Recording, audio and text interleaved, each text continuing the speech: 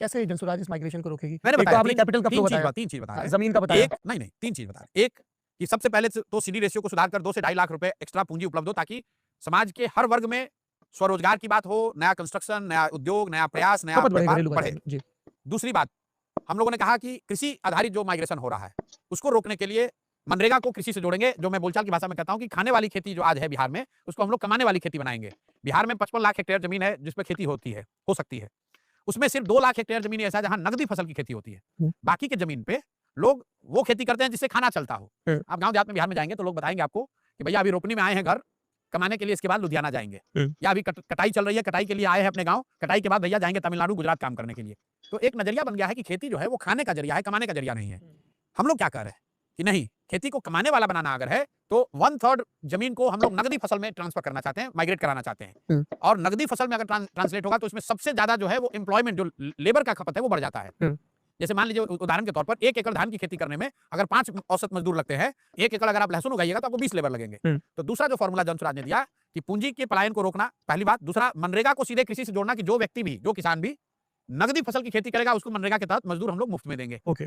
ताकि बड़े पैमाने पर लोग फूड ग्रेन की खेती छोड़कर नगदी फसलों की खेती की ओर जाए, उससे बड़े पैमाने पर रोजगार पैदा होंगे, कृषि आधारित लेबर की यहाँ पर खपत बढ़ेगी। हुँ। और तीसरी बात जो हम लोगों ने कही जी। कि बिहार में घर-घर स्वरोजगार हो, उसके पीछे सबसे बड़ा हिंड्रेंस क्या है?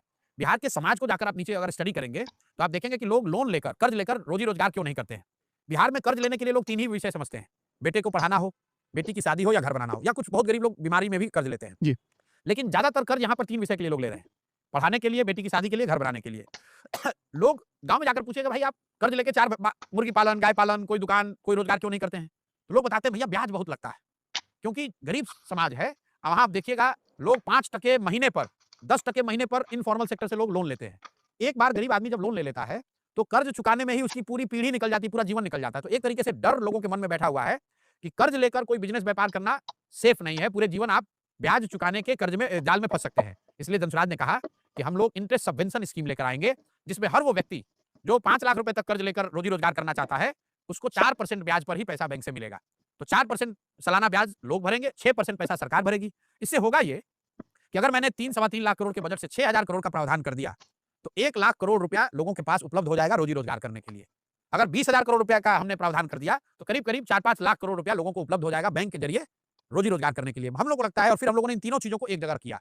2 से ढाई लाख रुपया एडिशनल पूंजी की उपलब्धता, मनरेगा के ज़रिए कृषि को जोड़कर 1/3 खेती को नगदी फसल पे कैश क्रॉप पे ट्रांसफर करना, और करीब-करीब 5 लाख परिवार को हर साल 4% ब्याज पर लोन उपलब्ध कराना। अगर ये 3 चीज़ हम कर देंगे, तो करीब-करीब 50 लाख लोगों के नए रोजी-रोजगार के अवसर पैदा हो जाएँगे। ये हम लोगों ने सिमुलेट करके